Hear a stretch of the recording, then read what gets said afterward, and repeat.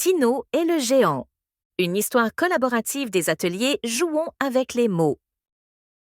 Il y a très très longtemps, vivait dans un village au centre de la Côte d'Ivoire un petit garçon appelé Tino. Tino était désobéissant et ne respectait jamais les instructions de ses parents. Un jour, sa mère, qui avait besoin d'aide dans la cuisine, se mit à l'appeler. « Tino, Tino, viens !» Tino entendit très bien la voix de sa mère, mais décida de l'ignorer. Énervé, sa mère vint le trouver dehors et lui tira l'oreille. « Je suis fatigué de ta désobéissance. Tu es puni. Prends ce linge et va le laver à la rivière. Tu ne joueras pas au clair de lune avec les autres ce soir. » Tino ramassa la grande pile de linge, attachée dans un morceau de pagne, et prit le chemin de la rivière. Les larmes coulaient le long de ses joues. Il voulait vraiment participer à la fête du soir. Une fois à la rivière, fâché, il laissa exprès certains vêtements se faire emporter par le courant de l'eau. Soudain, un grand bruit se fit entendre. Un géant à la peau dorée apparut près de lui. « Pourquoi pleures-tu, petit homme ?» Tino raconta des mensonges. Il expliqua que sa mère n'était pas gentille avec lui et le punissait pour rien.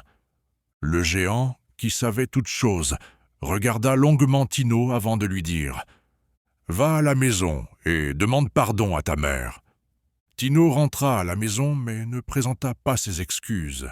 Ce qu'il ignorait, c'est que le géant, qui savait toutes choses, l'avait suivi.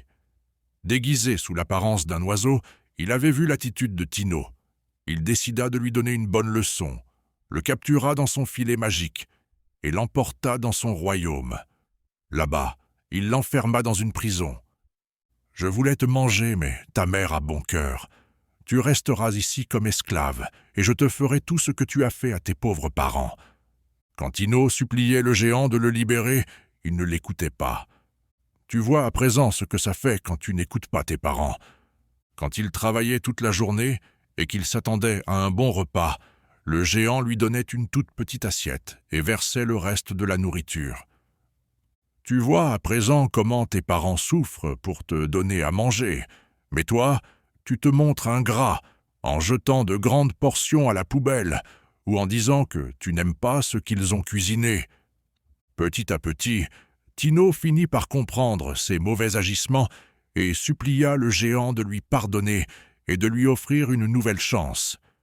Mais le géant refusait de se laisser attendrir. Un soir, Tino eut l'opportunité de s'échapper. Une chance inespérée. Il réussit à subtiliser la clé de la prison, à l'aide d'une longue canne oubliée là. Il ouvrit la porte de sa prison et en sortit.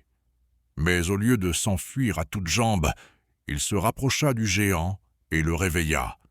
« Géant, réveille-toi! Que fais-tu là?